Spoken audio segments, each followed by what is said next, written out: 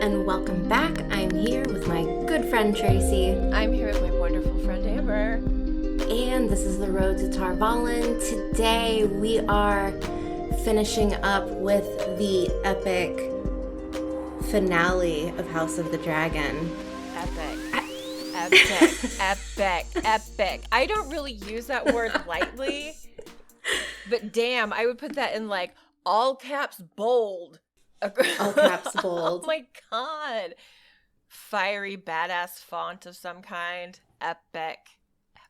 I will say that season 1 felt like the prologue of a book. Yes. This season is setting everyone up. And it makes so much sense when you look at it that way, that you're just opening up right at the end of this finale for like this massive plot explosion, this massive world banding opportunity. And I'm just like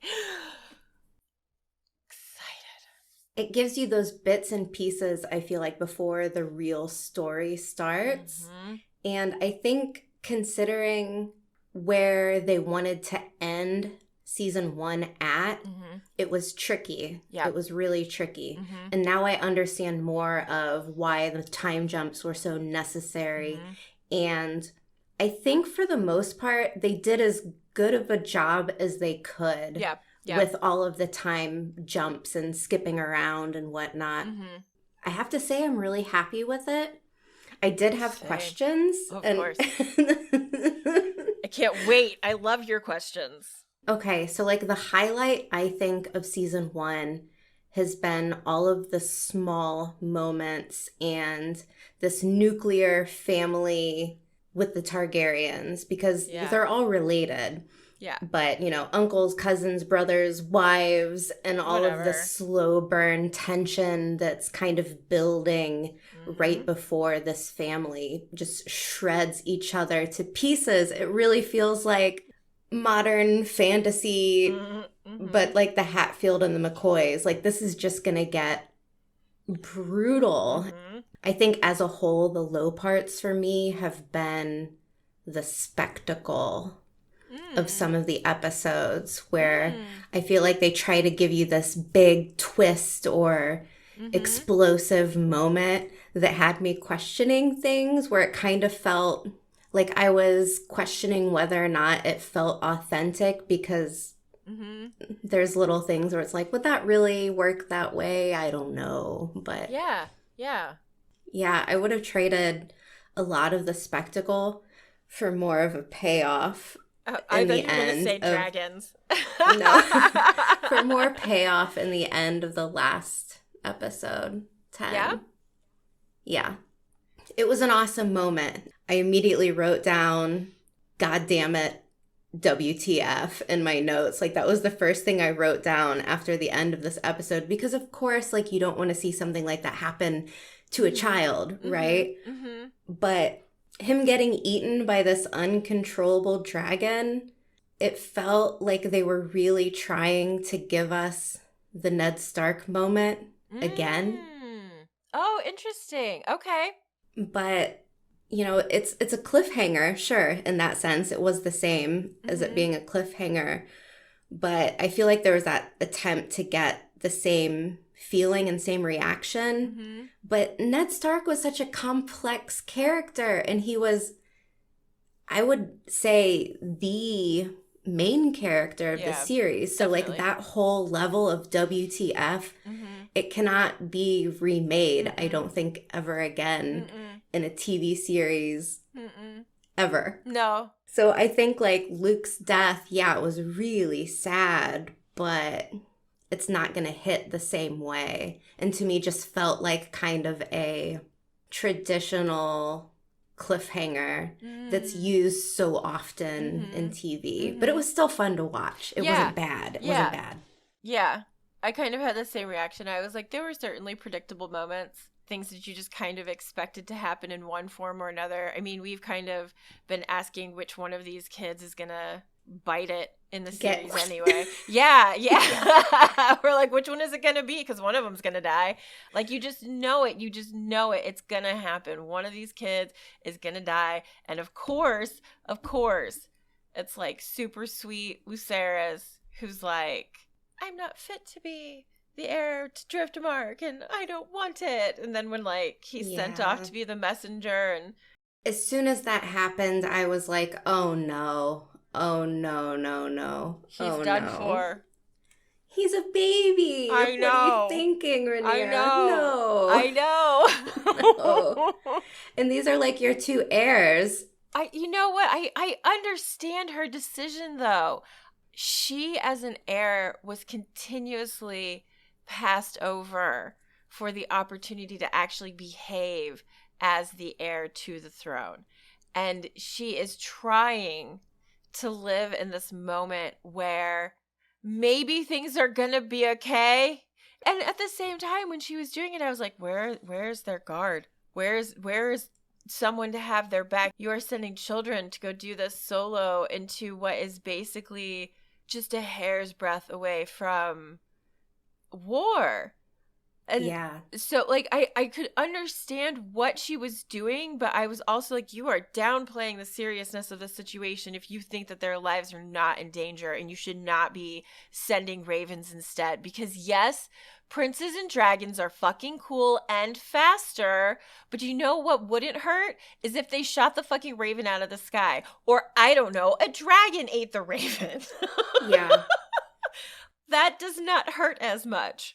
Yeah, I do like how last week we talked about at the Greens small council meeting, Mm-hmm. it was mentioned that House Baratheon, I believe, was Mm-hmm. going to be difficult. Mm-hmm. Here we see at Storm's End, Mm-hmm. we end up there, and the Greens have already made a marriage pact. So, Yeah, Aemon's already fucking there. Of course he is. Of course he is. oh, that scene where Oof. where Luke drops in and lands, and then you see Vhagar and the lightning, and Right. she's just all lit up, and I was like, oh god, the sinking feeling in my stomach where I was like, this is it, this is it, this is bad, this is so bad. bad, so bad, so bad. I'm so sorry. I'm so sorry, Yeah. Lucerys. I'm so sorry.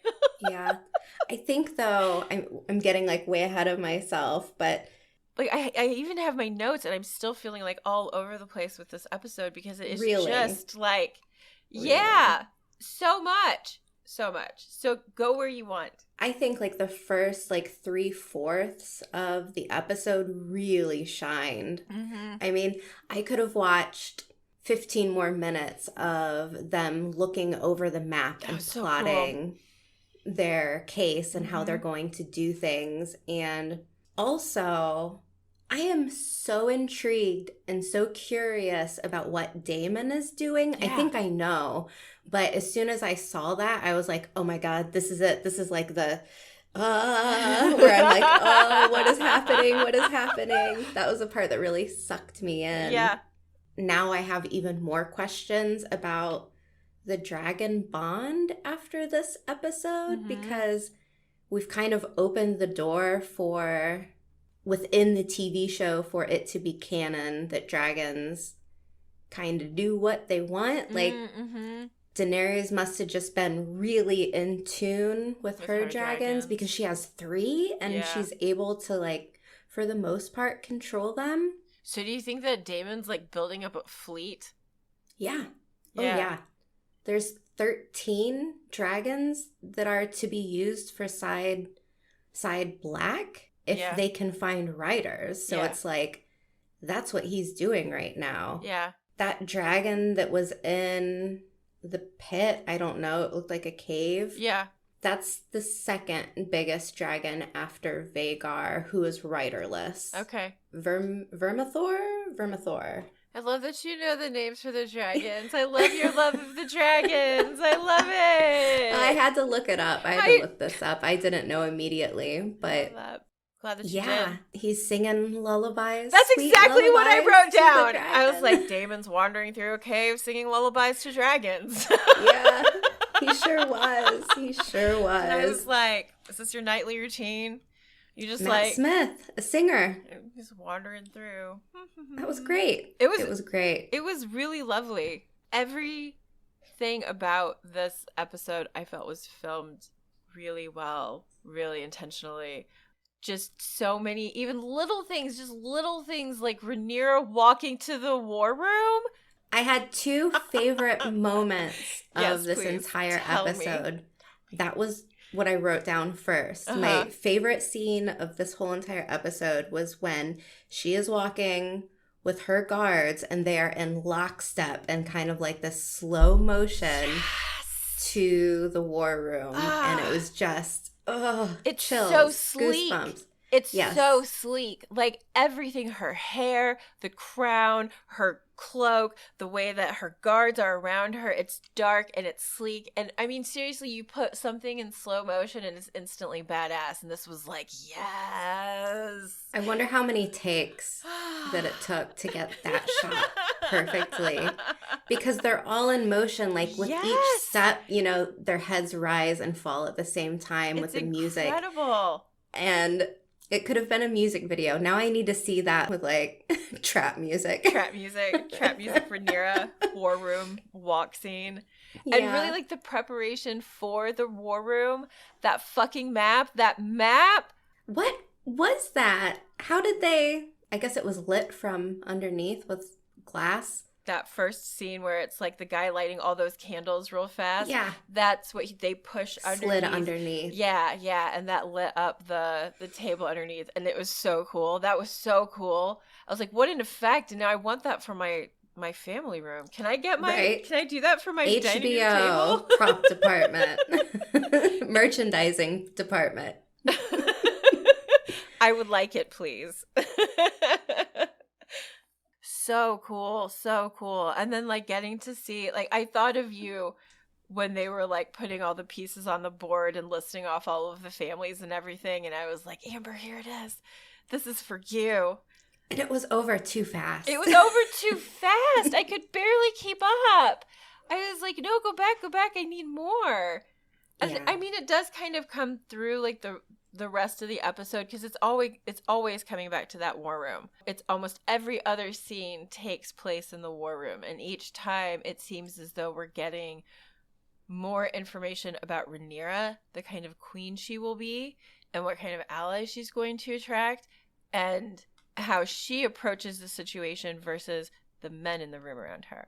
And I just thought everything about those back and forth scenes was so good. I thought it was so good. Well, they keep going back and forth from that. Like the men want power and ambition and war, and the women are expected to, maybe not expected, but in this case, both Rhaenyra and Alicent are the ones showing restraint. Yeah. And don't Rhaenys. want deaths.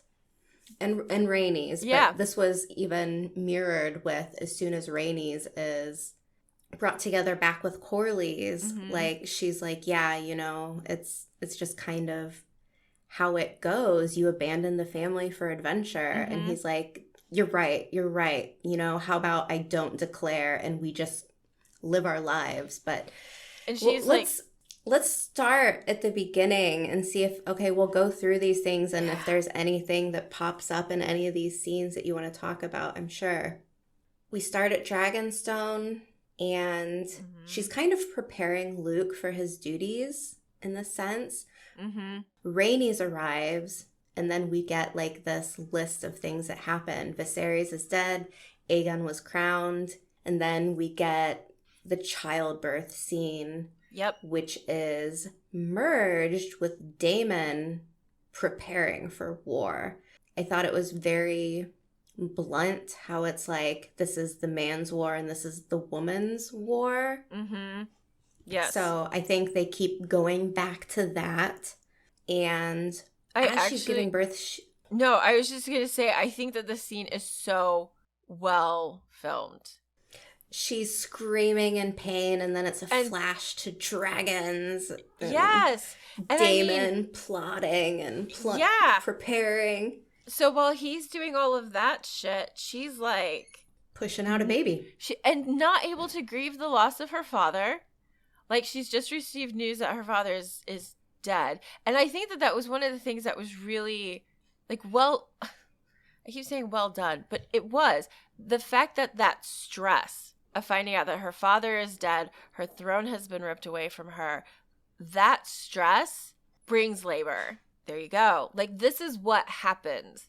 And I feel as though, talking about themes for the entire season, I think motherhood and the real pain and trauma that is part of motherhood and the labor process has been, like you said, it's really bluntly kind of put out there for people, but I really appreciate it because I just don't think that it is seen enough to understand what it actually means to be a woman who goes through something like this.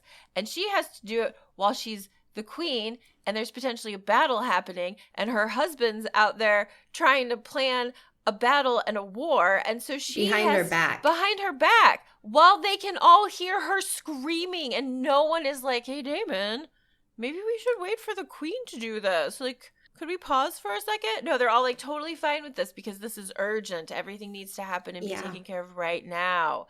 But then she like gets her boys in there and is like, nope, you need to go stop him from doing this. How do you feel about this? I want to ask you something because Please. this is something that I've seen brought up. I don't know which parts of which scenes were written by whom, you know, but do you feel like it's slightly pandering to always keep coming back to the women characters and kind of, how do I want to say this? Their motivations always seem to be motherhood, children, babies, it seems like in this season for almost every female character. I do not. And I think the reason that I don't is that it's being represented in a far more complex way than what is normally associated with motherhood and the responsibilities of motherhood. I feel that, especially since like each birthing scene that we've had has been different, it gives an opportunity to see that it is different. And it doesn't even matter if it's different for each woman. It can be different for the same woman at different times. And as silly as it may sound, because again, like this is something we talk about a lot, the way that women's issues present themselves. But that's not everyone's everyday conversation. And the way that it's kind of not necessarily like every single episode the same way put in your face, I don't find it pandering. I almost find it necessary. And I feel it's being dosed out in a way that gets an important message, idea, theme across to an audience that doesn't necessarily think about those things all the time.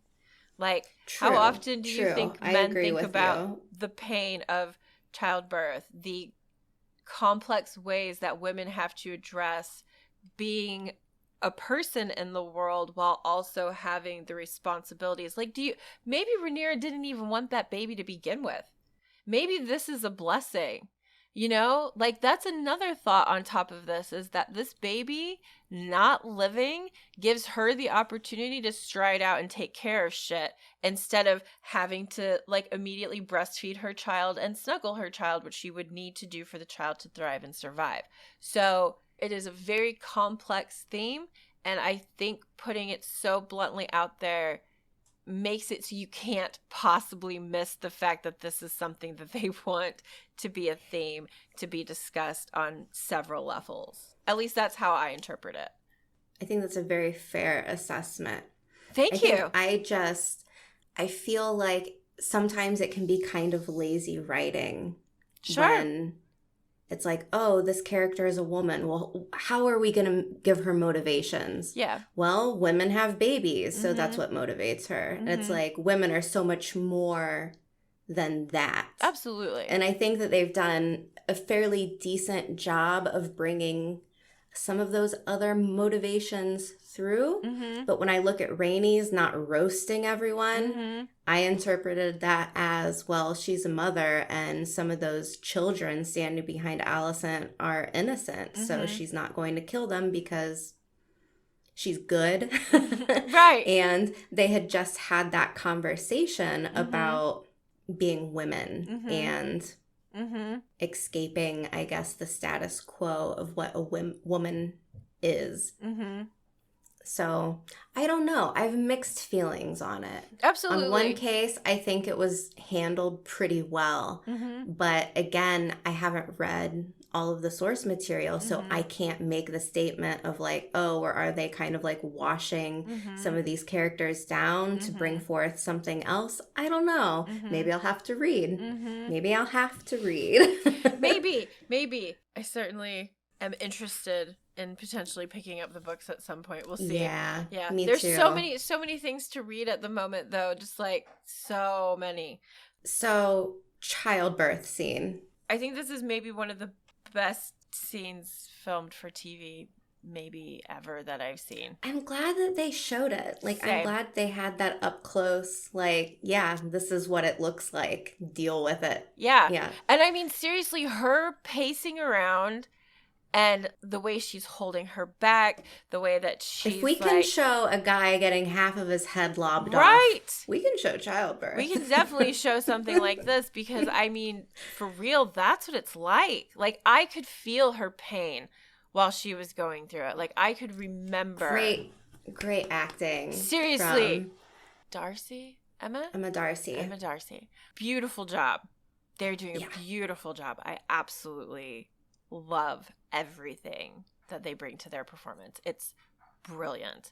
The other thing about it was the flash of the dragons. And I think you were kind of going in that direction and then I Yes. kind of derailed you and I'm so sorry. But yes, dragon flashes during childbirth. What is that? Okay, so with A Song of Ice and Fire, a lot of the magic that happens has to do with birth and death and dragons. Like, it's all intertwined. Like, Dany's baby dies. She puts it on the funeral pyre with Khal Drogo, and that's when her dragons hatch. So I don't know what statement they're trying to make, or maybe they're having this inserted so that viewers will question that some more and there will be payoff later. And I hope there is payoff later because I want to know more about how the magic of this world works. Definitely. Especially with these flashes of the dragon as she's giving birth, because we know that they have eggs stowed away that they're incubating. So I'm like, are we going to get some more baby dragons now that her daughter has died? I don't know. Baby dragons. Yeah. And then for her to like just be like, I'll wrap up my daughter. I've got this. I'm gonna take care Yeah, of. she prepares the body herself, which was just brutal. My heart. Not the first time Rhaenyra has just gotten up after childbirth and gone on to do something else, because that is what her duty and her responsibility requires her to do. And she lives up to it. And I think that has got to be commendable. But it's also like, that's just what women do. Like, we don't really get a whole lot of options. Like, you have a baby and that doesn't change anything about the world around you and your responsibilities in it. There's still a gajillion things to do, whether you are a stay-at-home mom or the queen of the Seven Kingdoms or whatever it is. You know what I mean? Like, you don't get a break, and she doesn't give herself a break. She doesn't even change her clothes. It looks like she barely gets her hair brushed out for the funeral. Yeah, I think this was a really, really great scene because they are giving us the burial and the crowning in the exact same moment, which is just good. like mind-blowing. Yeah.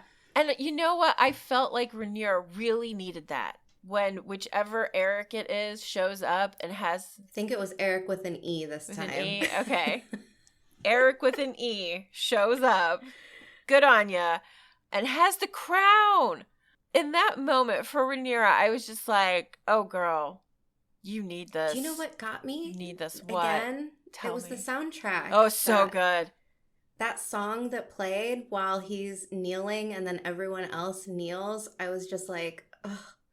Yes. How do you do it? How do you time and time again? Same. Like, this is criminal. I mean, what did... I don't know how to say the name of the person that does the music, but did they like sell their soul to the devil? Maybe. I mean, this is criminal how good it is. I agree with you. Everyone bows, and then there's that close-up on Rhaenys face. I think it was pride. Yes. I agree with you. I mean, seriously, at the end of the episode, I was like, you know who gets MVP for me? Rainey's. Rainey's again. Again, seriously, that fucking woman. Love her. She brought it all together. She's like, I'll go fly and make sure that no shenanigans happens in the shipping lanes. Peace. She's probably ready to get out of there, though. I mean, honestly. She's been doing so much. She's been holding down the fort while Corlys is off doing whatever the fuck it is that he's doing. I mean, to be fair, he does end up coming to the table with like, I have secured the stepstones, Your Grace. Okay, I'm sorry. That's so far ahead. We're jumping around so much, but we've got the council room, and this is when they're all walking in lockstep. This is loved it. And then this comes to my second favorite scene of the episode. It's when Rhaena brings her wine, and she's like, wine, my queen. And she like urges her to the table. And not only her, but she brings her sister Bela to the table. Yes. So like she's inviting these two women to the place that she has been denied pretty much her entire life. If we go by what we saw every time there's a small council meeting, and everyone kind of laughed Rhaenyra out of the room. Yep. So I really, really liked this scene. It was just that little nod to Bela to come with, and it just, it got me. It got me good. That was absolutely one of the moments that I wrote down as well, and for the same reason, because I think that is one of the things that needs to be seen, is women supporting other women. We see Rhaenyra walk to the table and invite her daughters to come with her. They are part of this and should be part of this. And I mean, seriously, it's literally giving them a space at the table, and I love it. And then to have like Rhaenys off to the side with that look on her face, watching everything Rhaenyra is doing and knowing she is going to like she is a woman's place is in the war room. New t-shirt. But I mean, for real. Because had any of those women not been there, the level of bloodshed that would have already taken place would have been catastrophic. Exactly. If any of those men had been in charge, this would be a very, very different outcome. And instead, we're seeing this individual come forward and say, I'm not going to be the first person to do it. Like, I'm not going to do it. Like, I am queen. This is who I am. They are wrong. But I am not going to destroy my entire kingdom. Well, we'll see about that. We'll see, Tracy. And I mean, my no at the end of the season is very different than it is at this moment here. Like, Rhaenyra has a handle on the situation. That's why it was so hard for me, because it was like, does that make all of this moot at that point? But I think, too, this council room where we learn from Daemon's side is that there's 13 potential dragons right now for the side of the Blacks. And I think 13. This is going to be seasons 2 and 3. I mean, heck yeah. The acquisition of riders for these dragons. I don't know how much time it's going to be, but I think that's really intriguing and exciting. I'm fairly certain the world is opened up. Now we're getting the other houses in on the fight. And can't wait. It's going to be really cool. Mm-hmm. So we come to Otto's arrival. Oh my God. And he's like, where's Rhaenyra? And of course she ends up on Dragonback, which just lands there. And I'm like, very cool. Badass arrival. And then Daemon has this quote. Oh my God. I don't even know if I should read this because it's so profanity laced, but I don't care. Maybe I'll just bleep it for fun. Because Otto's like giving him this proposition: bring your sons here to the Red Keep and they can squire, do whatever. I don't remember what he says. They can be cupbearers. Yeah, and Daemon says, I would rather feed my sons to dragons than have them carry shields and cups for your drunken usurper cunt of a king. And I was like, ugh! Yes! That's how I feel too! I was like, someone needed to say it, right? Exactly. Someone needed to say it. Yes, I agree completely. Like, as much as I appreciated Rhaenyra's calm in that moment, Daemon was absolutely my rage side coming out. And I was like, There are yes. two wolves inside of you. Yes. One of them wants restraint, and the other one wants to just fucking burn them. Part of my response when Otto was finished with his like, this is the generous offer from King Aegon, was like, you know what? With every single word you just said, you admit to treason, and I'm just gonna have my dragon roast all of you.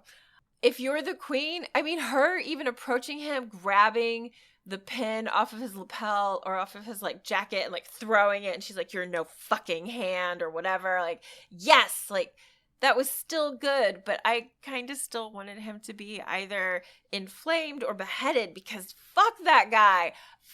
yeah. Guy. You know, if Otto was taken care of, then things would get a lot easier because he's right. mastermind, master manipulator on the other side. But again, we have a moment where we're facing either the possibility of eliminating this person and potentially preventing a massive war, or having it ignite a massive war. Rhaenys with her dragon, if she would have flamed them up, what would have happened? I don't know how I feel about him giving her the folded up page of the book that she gave Alicent years ago. Like, that would not be anything to me. I would be like, I would rip it up. I'd be like, I don't care. All like, right. This means nothing to me. No. Cut your ties. Cut your losses. You just, this is a place where you just go, you know what? Anything we had is so far in the past. We are different people now, different agendas. Done. Like, that means nothing to me. Even though it was smart for her to say, I'll give my decision tomorrow. And then it moves on from there. I'm trying to remember where it does go from there. Well, we have this scene between Rhaenyra and Daemon, and he assaults her upon hearing the prophecy, and he's like, dragons made us king. So, I mean, I think what this is going to be is the moment in the series where we start to see a split between Rhaenyra and Daemon.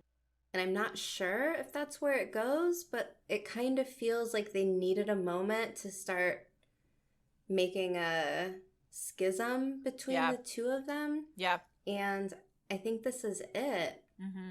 Afterwards, we get the Corlys and Rhaenys scene. When he just, even with his cane, the swagger as he walks up to the map and he starts looking over things. And I'm like, this is the guy that you want on your side. This guy's great. I love Corlys. The actors, everyone. So good. So good. So good. I appreciated the scene between Corlys and Rhaenys. Just you abandoned me. And he's like, I lost everything. And she's like, we lost everything. Remember, it's we. And that's another thing that I think is a good thing to put out there, because that does happen frequently, where like couples experience trauma, and rather than turning to each other, they turn away from each other. And I think Rhaenys really loves her husband. I think she really wanted him to be there. And I think him severing himself that way from her, just like, she's been carrying it around for 6 years, and she's still just like, you abandoned me. And by the way, shit's gone down. Because he's like, I don't want to swear for Rhaenyra because everything she touches, she destroys. And Rhaenys is like, no, you don't get it. She's the only one showing restraint. She's the one keeping this from turning into total bloodshed. So I love that she's like very quickly sharing what her observations have been. And then, yes, to have Corlys come in and be like, okay, well, you don't have enough over here to win the battle. But by the way, he chooses to swear for her. Does he swear for her first and then tell her that they have the stepstones, or is it the other way around? He says that they'll stand with her, and he's like, and by the way, I own the Narrow Sea. So I'm cutting off travel and trade to King's Landing, and we're going to lay siege to this motherfucker. And I'm just Suck like, yes. Suck it. Oh, so Corlys, good. So cool. So good. And then to have Rhaenys walk up next to Rhaenyra and be like, I'm going to go make sure that shit, I got it. everything's going to happen the way that it should. I got you. They are the dream team, this couple. I love them so much. I feel as though Rhaenys is getting to experience something she never thought she would get to see. And instead of being petty and jealous and competitive, she's choosing to support Rhaenyra and be on her team. And that is awesome. Like, I love seeing that because how powerful are they together instead of being separate? And that's just cool. Lord Corlys is like, we are connected by blood as well as intention. And like just that theme of family and connection and loyalty, even when it's pressed by dragons, Daemon. I don't know if that was overkill or not when that happened, but whatever. Anyway, so Corlys and Rhaenys are on Rhaenyra's team, and this is when Rhaenyra decides to send her sons. No, Jacaerys is the one that's like, send us, mother. Send us as the messenger. Yep. Jace will fly to the Eyrie and then to Winterfell, and Luke will go to Storm's End. Yep. I'm very sad I didn't get to see Jace in the Eyrie because, for one, that's probably my favorite A Song of Ice and Fire Westeros location. Yeah. It's, in my opinion, the coolest castle. Anyways, so very cool. It'd be nice to see Winterfell, but season two. Season two. We'll be there. It'll be so exciting. So Daemon goes singing in his dragon lair, and he's getting to know getting to Vermithor, know I guess, trying to appease him. Getting to know you. Yeah. I don't know. Like, maybe he's trying to have interactions with this dragon so that it doesn't freak out if he brings it a new rider. That's kind of what I'm thinking. It feels like he's probably been doing this for a minute. So right? This is probably what he does when he's drunk and bored. Like chaos and dragons. He goes and sings to dragons. So yeah, he does that. And then we talked a little bit about Luke showing up at Storm's End, Vhagar and the Lightning. Aemond is betrothed to one of the Lord's daughters. He's like, give me your eye. Okay. What the fuck, man? What the fuck? Aemond, I have issues with this whole as soon as they leave. Okay. The actor that plays Aemond is awesome. Yeah. But this scene where he's like flying on Vhagar and he has this cartoon villain laugh, like, and I'm like, it took me out of it a little bit. Yeah. I wrote down, Arax is so cute because little baby Arax, so tiny and nimble and just kind of darting in and out, and I knew it was going to happen. Yep. And then we have evil villain laugh where I'm like, you just ruined it for me. Everything. Ruined it. Although that scene where, is it Vhagar? Like flies over the shadow. Yeah, like flies over Eric's, and you're like, holy shit, right? That's a big dragon. That is a big dragon. It's like a canoe pulling up to like the Titanic. Yeah. Super yacht even. I mean, Titanic's even better. Seriously, like holy shit, what a difference. Like wow. What a great way to show, like, side by side, this dragon versus dragon. I really hoped that Tiny and Nimble and Quick would get little Lucerys out of there. But that's, of course, not what happened. But it wasn't intentional, though, was it? It wasn't intentional because Otto was literally waiting for the Queen's response on the offer. Yeah. And he did that. Yeah. So Otto's going to be pissed. Oh God, everyone's gonna be pissed. But here's the thing too, where I'm confused because Otto wouldn't have been able to leave yet unless he left and is like, send word with ravens to King's Landing about your decision. Because he should still be docked there on the ship that he came in on. It seems like. So if he's not imprisoned or beheaded, I don't know how they're going to explain that unless he just left. But that would be really weird for him to come all the way there and then be like, okay, well, like, send your response by Raven. Yeah. I don't know. I don't know. We'll see. No, that's a really good point. I hadn't thought about that at all. And then we of course get the scene where she's informed by Damon, and then there's just that look Oh my on her God. Oh face. my God. That look. Um, Emma Darcy, man. we Jeez. love you. So well done. And I mean, at that point, she's found out that her father is dead. She has pulled a dead baby out of her body and Father wrapped it died, up. crown stolen, stillborn child, and Yep. then other child murdered. And then other child murdered. What a day. What a day. The only time you see her like break down is when Damon, like, she walks away from the war table and Damon tries to hold her hand for like all of a second, and like you see from behind her like her shake, like, so I'm assuming weeping, and then she like stands back up and turns around, and I wrote down, the world is going to burn, like all caps, burn, like, oh my God, like that reasonable Rhaenyra we had, who was like, I'm not going to be the person who's gonna like go for all out warfare. I think she's just been tossed in the trash. I know that it's probably going to end up turning into pure chaos. I was really looking forward to a siege on King's Landing, though. That's me, like the most boring 10 hours of I just wanted siege tactics all day. Just 10 hours of siege tactics for me. Bring out the catapult.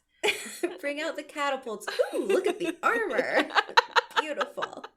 Well all the trebuchets, please. All the trebuchets. Gotta have them.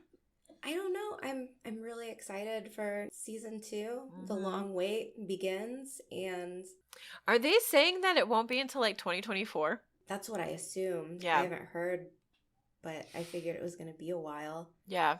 So, I mean, and people listening, watching, who've been hanging out with us the past few weeks while we've been covering this, thank you. Like and subscribe. Thank you. But I'm really curious, Tracy, if you would want to maybe read Hedge Knight, Dunk and Egg, or maybe Fire and Blood, because it's been so long since I've read the Hedge Knight or the Dunk and Egg novellas that I've forgotten mostly all of them, and it's quick and it's good. I have a suggestion. So I will order it and I will put it in my suitcase, and maybe we can read it together while we hang out